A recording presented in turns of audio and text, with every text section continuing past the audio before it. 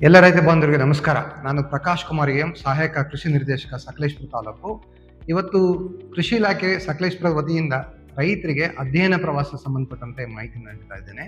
ಇಲ್ಲಿ ನಾವು ಪರಿಶಿಷ್ಟ ಜಾತಿ ರೈತ ಬಾಂಧವರಿಗೆ ಈ ಅಧ್ಯಯನ ಪ್ರವಾಸ ಇರತಕ್ಕಂಥ ವಿಚಾರವಾಗಿ 2 ಅಧ್ಯಯನ ಪ್ರವಾಸ ಇದೆ. ಒಂದು ಅಂತಾರಾಜ್ಯ, ಅಂದರೆ ಈ ರಾಜ್ಯದ ಹೊರಗಿನ ಭಾಗಕ್ಕೆ ಅಧ್ಯಯನ ಪ್ರವಾಸವನ್ನ ನಾವು ಕೈಗೊಳ್ಳಲಾಗಿ ಇಲ್ಲಿ 26 ರೈತ ಬಾಂಧವರಿಗೆ ತಾಲೂಕಿನಾದ್ಯಂತ ಅವಕಾಶ ಇದೆ. ನಾವು ಕಸಬಾ ಹೋಬಳಿಗೆ 6 ರೈತ ಬಾಂಧವರಿಗೆ ಮತ್ತೆ ಇತರೆ ಎಲ್ಲ 4 ಹೋಬಳಿಗಳಿಗೆ ಪ್ರತಿ ಹೋಬಳಿಯಿಂದ 5 ರೈತ ಬಾಂಧವರಿಗೆ ಈ ಅವಕಾಶವನ್ನ ನೀಡಿದ್ದೇವೆ.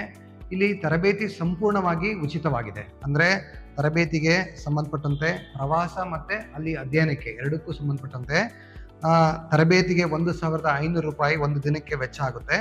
ಇನ್ನ ಪ್ರವಾಸಕ್ಕೆ ಸಂಬಂಧಪಟ್ಟಂತೆ ಎಕ್ಸ್ಪೋಜರ್ ವಿಸಿಟ್ಗೆ 1,500 ರೂಪಾಯಿ ಒಂದು ದಿನಕ್ಕೆ ಆಗುತ್ತೆ. ಒಟ್ಟು 2 ದಿನಕ್ಕೆ ಸೇರಿ ಒಂದು ರೈತರಿಗೆ 3,000 ವೆಚ್ಚ ಖರ್ಚಾಗುತ್ತೆ.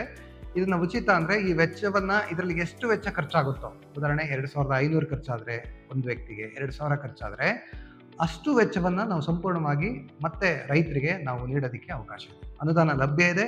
ಹಾಗಾಗಿ ತಾವು ಮಾಡಬೇಕಾಗಿದ್ದು ಇಷ್ಟೇ, ಅಂತಾರಾಜ್ಯ ಪ್ರವಾಸಕ್ಕೆ ಹೊರಗಿನ ಇಲ್ಲಿ ನಮ್ಮ ತಾಲೂಕಿನ ಬೆಳೆಗಳಿಗೆ ಪೂರಕವಾಗಿರತಕ್ಕಂಥ ಹೊರಗಿನ ರಾಜ್ಯಕ್ಕೆ ನೀವು ಒಕ್ಕೊಳ್ಳಾಗಿ ತಾಲೂಕಿಂದ 26 ರೈತ ಬಾಂಧವರು ನಾವು ತಾವೆಲ್ಲ ಇಂಥವ್ರು ಅಂತ ಹೇಳಿ ಮುಂಚೂಣಿನಲ್ಲಿ ಪ್ರತಿ ಹೋಬಳಿಗೆ 5ರಂತೆ, ಕಸಬಾ ಹೋಬಳಿಗೆ 6ರಂತೆ ನೀವು ನೋಂದಾಯಿಸಿದ್ರೆ ಆ ರೈತರನ್ನ ಮತ್ತೆ ನಾವು ಕರೆದು ಸಭೆ ಮಾಡಿ ಯಾವ ರಾಜ್ಯಕ್ಕೆ ಹೋಗೋಕ್ಕೆ ಆಯ್ಕೆ ಮಾಡ್ಕೊಡ್ತೀರಾ ಅಂತ ನಾವು ನಿಮಗೆ ಅವಕಾಶವನ್ನ ನೀಡಿಕೊಟ್ಟು ನಂತರ ನಿಮಗೆ ನಾವು ಹಣವನ್ನ ಪ್ರವಾಸದ ನಂತರ ಸಂಪೂರ್ಣವಾಗಿ ಪೂರೈಕೆ ಮಾಡಿಕೊಡೋದಕ್ಕೆ ನಮ್ಮ ಇಲಾಖೆ ವತಿಯಿಂದ ಅವಕಾಶ ಇದೆ. ತಕ್ಷಣವೇ ನಮ್ಮ ಹೋಬಳಿಯ ಎಲ್ಲ ಆತ್ಮ ಯೋಜನೆಯ ತಾಂತ್ರಿಕ ಸಹಾಯಕ ವ್ಯವಸ್ಥಾಪಕರನ್ನು ಸಂಪರ್ಕ ಮಾಡಿ ಅವರಲ್ಲಿ ತಮ್ಮ ಹೆಸರನ್ನ ಮುಂಚೂಣಿಯಲ್ಲಿ ನೋಂದಾಯಿಸ್ತಿರ್ತಕ್ಕಂಥ ರೈತ ಬಾಂಧವರಿಗೆ ಅವಕಾಶ ನೀಡಲಾಗುತ್ತೆ.